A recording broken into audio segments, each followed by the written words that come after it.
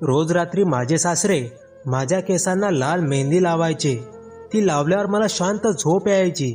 सकाळी माझ्या संपूर्ण शरीरावर मेहंदीचे डाग राहायचे. शेवटी माझ्या पूर्ण शरीरावर मेहंदी कशी लागायची? मला माझ्या सासऱ्यांवर संशय आला आणि मी दुसऱ्या रात्री मेहंदी बदलली. त्या मेहंदीच्या जागी दुसरी मेहंदी ठेवली आणि झोपेचे नाटक करू लागली. अजून अर्धा तासच झाला होता की माझे सासरे मला बेशुद्ध करून माझ्यासोबत. माझे शिक्षण पूर्ण होताच माझ्या वडिलांनी माझे लग्न लावून दिले आणि मी माझ्या सासरच्या घरी आली. इथे सगळे चांगले लोक होते. माझे सासू आणि सासरे माझ्याशी चांगले वागायचे. माझी नणद पण होती, ती सुद्धा माझ्या बहिणीसारखी झाली होती. सगळ्यांची वागणूक खूप छान आणि मृदू होती. मी त्यांच्यात पटकन मिसळून गेली होती. माझे पती देखील खूप काळजी घेणारे व्यक्ती होते. लग्नाच्या अनेक महिन्यानंतर त्यांना कामासाठी दुसऱ्या शहरात जावे लागले. त्यांनी मला 20 दिवसांची रजा मिळाल्याचे सांगितले, पण मी जिद्दीने आणखी 10 दिवस रजा वाढवली. पण आता आणखी रजेला वाव नव्हता. त्यांच्या जाण्यामुळे माझी इतकी निराशा झाली. मी त्यांच्याशिवाय कसे जगणार हा विचार करून मला रडू येत होते.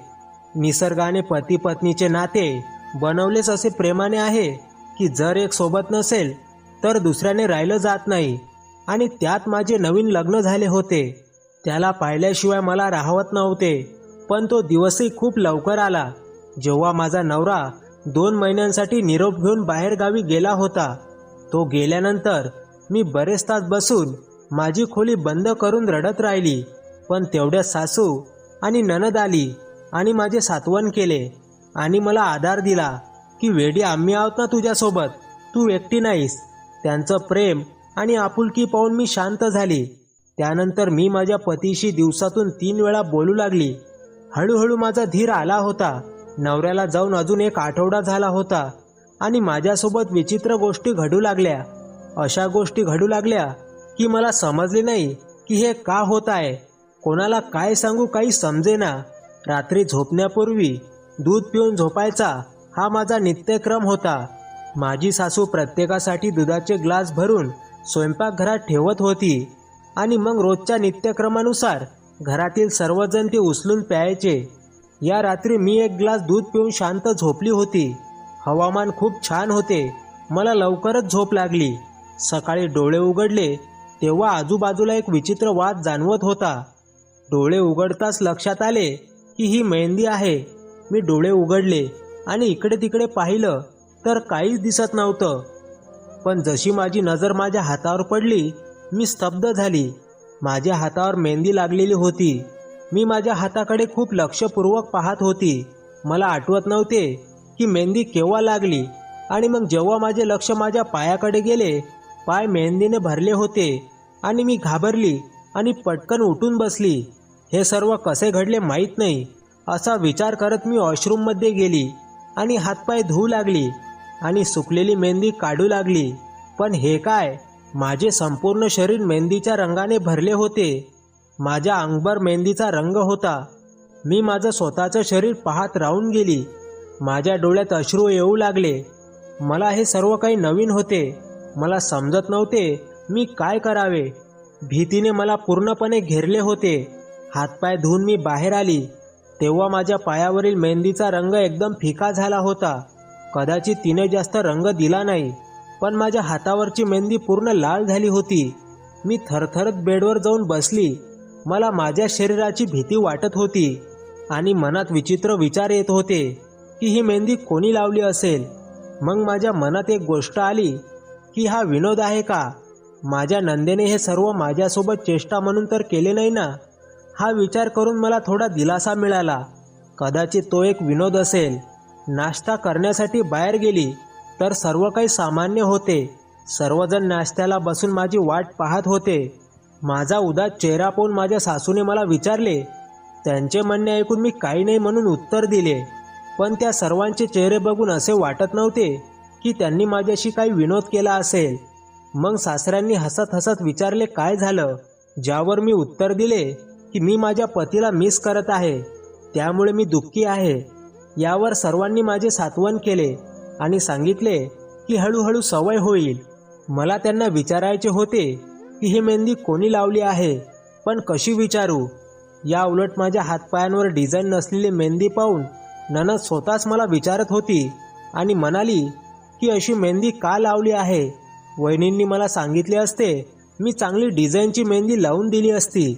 त्यांच्याकडून अशा गोष्टी ऐकून मला खात्री पटली की हे काम यापैकी कोणाचे नाही.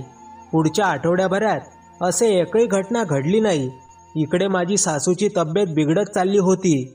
आता आमचे सर्व लक्ष फक्त त्यांच्याकडेच होते. पण नंतर तेच घडले ज्याची भीती वाटत होती. माझी सासू आम्हाला सोडून गेली.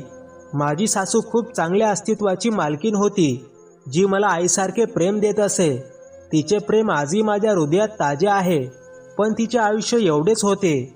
माझे पती सासूच्या निधनानंतर परत आले आणि मी त्यांना खूप प्रेम आणि आधार दिला, कारण त्यांच्या आईच्या अचानक निधनामुळे त्यांना खूप दुःख झाले होते. पण त्यांना परत सुद्धा जायचे होते. सासूच्या निधनानंतर माझा नवरा 20 दिवसांनी परत गेला होता. तो विचार मी पूर्णपणे विसरली होती. तो मेहंदीचा प्रसंग माझ्या मनातून निघून गेला होता. सासू जाऊन 40वा दिवसही निघून गेला होता. दुःख मनात होते, पण जाणाऱ्यासोबत सगळे काही थांबत नाही. प्रत्येकजण आपापल्या रुटीनला परत आला होता. मी एक दिवस बसली होती आणि मनात विचार आला की केसांना मेहंदी लावावी. मला माझे लाल केस खूप आवडायचे. मी मेहंदी पाण्यात भिजून नंदीची वाट पाहत होती. मग माझे सासरे तिथे आले आणि मला विचारू लागले की तू इथे काय करते आहे. मग मी त्यांना म्हणाली की केसात मेहंदी लावायची आहे आणि ननद कुठे गेली आहे ते माहीत नाही. माझे सासरे माझ्या जवळ येऊन बसले, माझ्या डोक्यावर हात ठेवला आणि म्हणाले, आण मी तुझ्या केसात मेहंदी लावून देतो. मला खूप संकोच वाटला आणि मी म्हणाली, नाही, मी स्वतःच लावेल, तुम्हाला हे करण्याची गरज नाही. पण ते हसले आणि म्हणाले, त्यात गैर काय आहे? तू पण या घरची सदस्य आहेस, तर मी इतकं तुझ्यासाठी करूच शकतो. मी तुझ्या सासूबाईंना पण मेहंदी लावायचो, पण तू मला गैर समजत असेल तर ठीक आहे, ते खिन्नपणे म्हणाले. त्यांचे मन दुखावण्याचा माझा उद्देश नव्हता. अखेर मी अनिच्छेने होकार दिला. मी त्यांच्यासाठी पाणी आणले. त्यानंतर सासरे माझ्या डोक्याला मेहंदी लावू लागले. मेहंदी लावल्यानंतर ते हसले आणि म्हणाले, आता सांग कशी लागली आहे. मी पण हसले आणि उत्तर दिले की तुम्ही तर खूप छान मेहंदी लावता. मग सासरे म्हणाले की मी ही उरलेली मेहंदी तुझ्या हातावर लावतो. मी काही बोलायच्या आधीच त्यांनी त्यांच्या बोटाने माझ्या हातावर आणि बाजूवर मेहंदी लावायला सुरुवात केली. मी संकोचली आणि गप्प बसली. त्या मेहंदीचा सुगंध खूप तीव्र होता.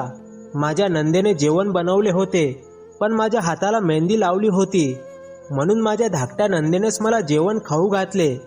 मेहंदीच्या थंडपणामुळे मला चांगली झोप येत होती.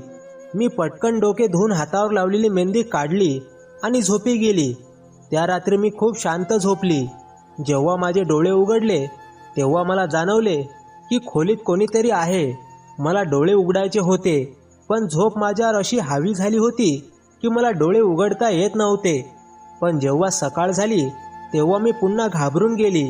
कितीतरी वेळा मी डोळे मिटून पुन्हा उघडले, पण समोरचे दृश्य तेच राहिले. माझ्या हाताला आणि पायाला मेहंदी लागलेली होती. पण मला आठवलं की मी तर रात्रीच मेहंदी धुतली होती, पण पुन्हा मेहंदी कशी लागली. मला काहीतरी आठवलं आणि मी कुर्ता वर करून पाहिला तर तिथेही मेहंदीचा रंग दिसत होता. हे बघून माझा चेहरा एकदम लाल झाला. पुन्हा तेच माझ्यासोबत घडले होते आणि मी रडू लागली आणि मी ती मेहंदी माझ्या हाताने धुवू लागली. मला भीती वाटू लागली की हे कसे होऊ शकते की मला कोणीतरी मेहंदी लावली आणि हे मला कळले सुद्धा नाही आणि ते जाणवले नाही. माझ्या मनात विचित्र विचार येत होते की कदाचित हे दुसऱ्या कुणाचे काम आहे जे हे सगळं घडतंय. तरी मी घाबरली होती आणि जेव्हा मला कळलं की हे दुसऱ्या कुणाचं काम आहे तेव्हा मी आणखीनच घाबरले. मला माझ्या शरीराची भीती वाटत होती.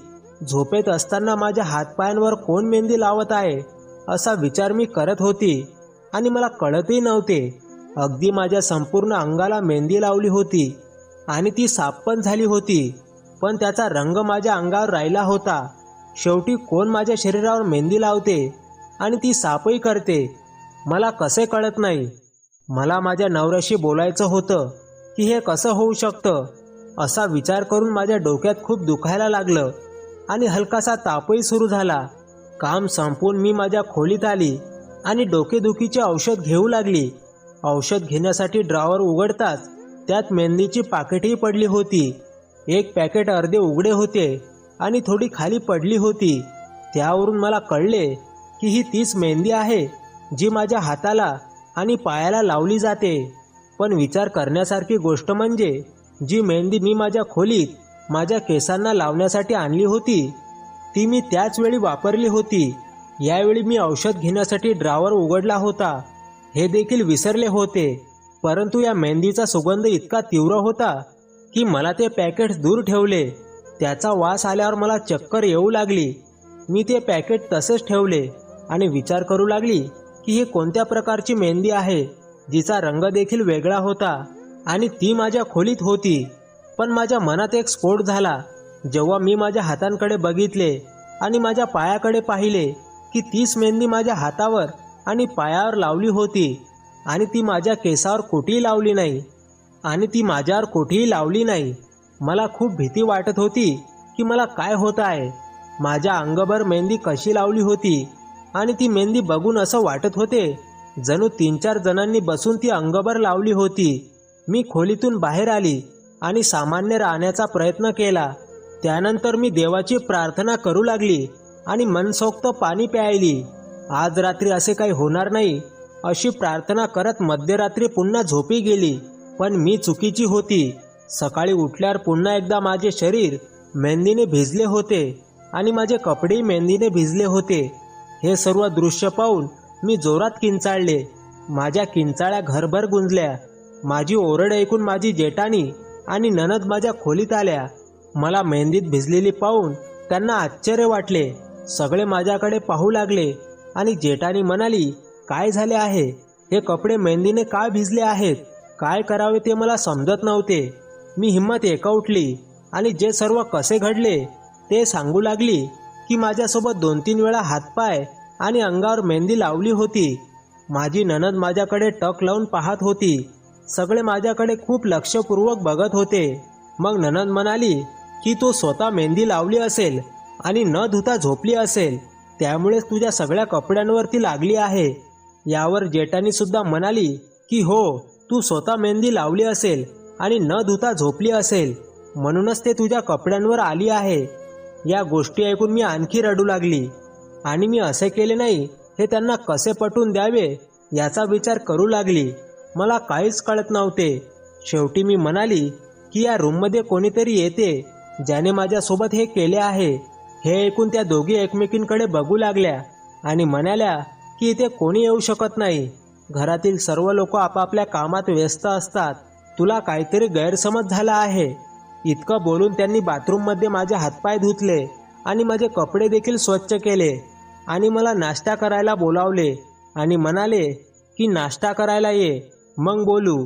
मी आंघोळ करून कपडे बदलले आणि स्वतःला स्वच्छ केले. माझी खोली साफ केली आणि मग खाली आली आणि मला पाहून माझे सासरे अस्वस्थ झाले. त्यांनी मला विचारले काय झाले. मी जे घडले होते ते सर्व सांगितले आणि ते गप्प बसले आणि मला नाश्ता करण्यासाठी सांगितले. नाश्ता करून उठल्यावर सासरे माझ्याकडे आले आणि म्हणाले, काळजी करू नकोस, मी तुझ्या पाठीशी आहे, तुला काही होऊ देणार नाही. त्यांचे हे बोलणे ऐकून मला दिलासा मिळाला. आणि त्यानंतर माझी जेठाणी आली आणि माझ्या बाजूला बसली आणि म्हणाली, घाबरू नकोस, आमच्या घरात असे काही नाही. मी इथे 4 वर्षापासून राहत आहे. मला असे काहीच कधीच जाणवले नाही. सासूला तू घाबरली आहेस. असं कसं होईल की कोणी तुझ्या खोलीत आलं आणि तुला कळतही नाही. असं असू शकते की तू मेहंदी लावून विसरली असशील आणि तुला झोप लागली असेल आणि तू झोपली असशील. तो फक्त तुझा भ्रम आहे. तिचे बोलणे ऐकून मी तिच्याकडे बघितले आणि म्हणाली की हा माझा भ्रम आहे असे तू कसे म्हणू शकते आणि एवढी मोठी गोष्ट मी कशी विसरू शकते. यानंतर तिने मला खूप समजावण्याचा प्रयत्न केला, पण मला कसं पटणार होते, कारण माझ्यासोबत जे घडते ते खूप विचित्र होते. पण मला आता कळले होते की जे काही करायचे आहे ते मला स्वतःलाच करायचे आहे. या लोकांना माझे म्हणणे समजणार नाही. शेवटी त्यांच्या होकारार्थी होकार देऊन मी माझ्या रोजच्या कामात व्यस्त झाली. दुसऱ्या दिवशी सकाळी उठल्यावर शरीरावर पुन्हा मेहंदीच्या खुणा उमटल्या. पण आज मला आश्चर्य वाटले नाही, उलट रागच आला. आता तर मला या प्रकरणाच्या तळापर्यंत जायचेच होते. हे का होत आहे आणि कोण करत आहे? मी काहीतरी विचार केला आणि ड्रॉवर उघडला, जिथे पुन्हा ती मेहंदीची पाकिटे होती. मात्र आश्चर्याची बाब म्हणजे दोन्ही पाकिटे उघडीच होती. अचानक माझ्या मनात आले की ही तीच मेहंदी तर नाही, ज्यामुळे मी नकळत झोपून जाते आणि मला काहीच समजत नाही. पण आता हे गुपित उघडणार होते. मी पटकन मेहंदीची 2 पाकिटे ऑर्डर केली आणि या पांढऱ्या पॅकेट्समधून मेहंदी फेकली आणि स्वतः ऑर्डर केलेली मेहंदी त्यात भरली आणि पॅकेट त्याच ठिकाणी ठेवले. मला हे विचित्र आणि वाईट कृत्य कोण करत आहे हे जाणून घ्यायचे होते. जसजशी रात्र जवळ येत होती तसतशी माझी जाणून घेण्याची इच्छाही वाढत होती. शेवटी रात्र झाली आणि सगळे जेवण करून झोपी गेले.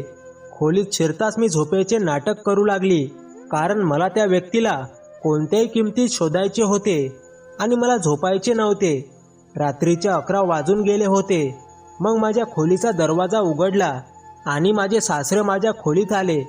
मी उघड्या डोळ्यांनी सगळं पाहत होती. माझे सासरे आत आले तेव्हा त्यांच्या हातात एक वाटी होती. त्यांचे खोलीत अशा प्रकारे आत आल्यावर मला खूप अस्वस्थ वाटले. शेवटी अशा वेळी माझ्या खोलीत येण्याचे काय काम? पण तेवढ्यात मला 2 लोकांच्या पावलांचा आवाज ऐकू आला. त्यांच्यासोबत दुसरे कोणीतरी होते. मी कसे तरी माझे डोळे उघडले तेव्हा एक बाई त्यांच्याबरोबर खोलीत शिरली. तिचा हुलिया खूप विचित्र होता, कोणीतरी जादूटोणा करत असल्यासारखी.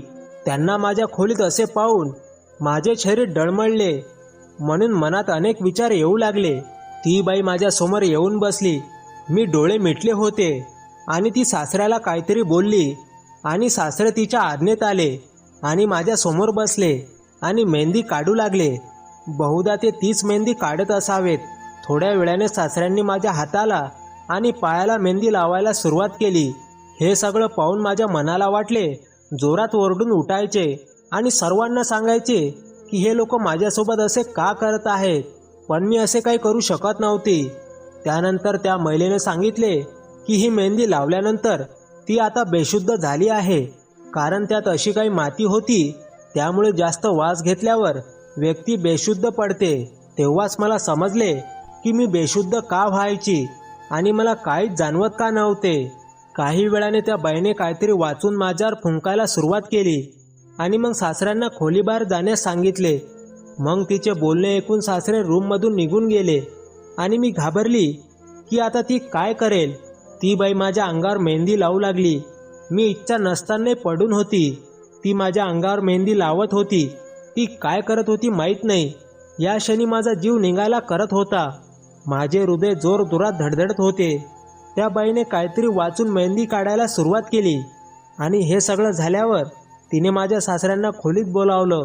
माझे सासरे खोलीत आले तेव्हा ती बाई म्हणाली, अजून 3 दिवस हे कर, त्यानंतर तुझी सून तुझ्यावर प्रेम करायला लागेल. त्या महिलेचे हे शब्द ऐकून माझा आत्मा हादरला. मी मरते असं मला वाटले. माझे सासरे माझ्यासोबत असे करू शकतात म्हणून माझे मन हादरू लागले. त्या बाईचे ऐकून माझे सासरे राक्षसी हसले आणि म्हणाले की माझ्या सून माझ्या प्रेमात पडावे, हेच तर मला पाहिजे आहे. पण हे सगळं करून कोणाला काही न सांगता ते लोक निघून गेले. पण माझे मन पूर्णपणे विचलित झाले. मी खूप खोलवर विचार करत होती की ते एक स्वप्न आहे. माझ्या सासऱ्यांना खरंच असं कसं वाटत असेल, ते सुद्धा त्यांच्या मुलाच्या बायकोबद्दल. आणि मला अजूनही विश्वास बसत नव्हता. ते गेले. मी दरवाजा बंद केला आणि जाऊन स्वतःला साफ केलं आणि विचार करू लागली पुढे काय करायचं. रात्रीचे 12:30 वाजले होते. मी माझ्या नवऱ्याला फोन केला आणि आता काय करायचं याचा विचार करू लागली. 3 मिस कॉल नंतर त्याने फोन उचलला. मी त्यांना सकाळपर्यंत इथे पोहोचायला सांगितले. माझ्या रडण्याचा आवाजही त्यांनी ऐकला होता. दुसऱ्या दिवशी सकाळी मी स्वतः खोलीबाहेर आली आणि माझे सासरे माझ्यासमोर बसून वर्तमानपत्र वाचत होते. मला येताना पाहून त्यांच्या चेहऱ्यावर हसू उमटले, पण त्याचवेळी त्यांच्यात एक राक्षस लपून बसल्याचे मला भासले. नाश्ता करून झाल्यानंतर माझे पती घरी आले आणि मला काय झाले म्हणून विचारले. यावेळी घरात सर्वजण हजर होते. आणि उत्सुक होते की असे काय झाले की मी माझ्या नवऱ्याला इथे बोलावले आहे. माझी हिंमत होत नव्हती. हिंमत एकटून मी सगळं सांगितलं. माझं बोलणं आणि त्यांची सगळी गुपिते ऐकून सासऱ्यांचा चेहरा लाल झाला. त्यांच्या चेहऱ्याचा रंग बदलू लागला होता. पण हे ऐकून माझ्या पतीने सर्वांसमोर मला कानात मारली. त्याला खूप राग आला होता. तो मला शिव्या देऊ लागला. पण माझ्यावर कोणी विश्वास ठेवणार नाही हे आधीच मला माहीत होते. मग सासरे पण म्हणाले की तू माझ्यावर असा आरोप कसा लावू शकते. मग माझ्या पतीने माझा हात धरून मला घराबाहेर काढायला सुरुवात केली. मी त्याला पुरावे दाखवायला सांगितल्यावर त्याच्या हातातून सुटका करून घेऊन त्याला खोलीत घेऊन गेली आणि पटकन मोबाईल काढून त्याला तो व्हिडिओ दाखवला, ज्यात सासरे आणि ती बाई माझ्यासोबत काय करत होते ते दिसत होते. सासऱ्याचे सर्व बोलणेही त्यात उपस्थित होते. हे सर्व पाहून माझा नवरा धक्क्याने खाली पडला. सर्वांनी हा व्हिडिओ पाहिला आणि त्यानंतर सासरे मान खाली करून उभे होते. ते माझ्या नवऱ्याकडे गेले आणि हात जोडून माफी मागू लागले. जे काही घडले ते अजिबात चांगले नव्हते. माझा सन्मान डागाळण्याचा प्रयत्न झाला होता. एका बाजूला त्याची बायको होती आणि दुसऱ्या बाजूला माझा नवरा त्याच्या वडिलांना पुन्हा भेटला नाही आणि मीही नाही. त्यानंतर पुन्हा माझे पती मला सोबत घेऊन गेले. त्यांची सगळी अवस्था बघून जेठानीने पण वेगळे घर घेतले होते आणि ननदसुद्धा वडिलांचा तिरस्कार करू लागली होती आणि ते सगळे आपापल्या घरी शिफ्ट झाले होते. मी असे का केले याचा सासऱ्यांना पश्चाताप होता. जेठानी जेवण बनवून त्यांच्या घरी पाठवून देते आणि त्यांची सर्व कामे नोकरच करतात. माझ्या नवऱ्याने त्यांच्या वडिलांसोबत जे केले ते योग्य आहे की नाही, तुम्हाला काय वाटते कमेंट करून नक्की सांगा. आणि तुम्हाला कथा आवडली असेल तर व्हिडिओला लाईक करा आणि आपल्या चॅनलवर नवीन असाल तर प्लीज चॅनलला सबस्क्राईब करा. शेवटपर्यंत कथा बघितल्याबद्दल तुमचे मनापासून खूप खूप आभार. पुन्हा भेटू नवीन कथेसह. धन्यवाद.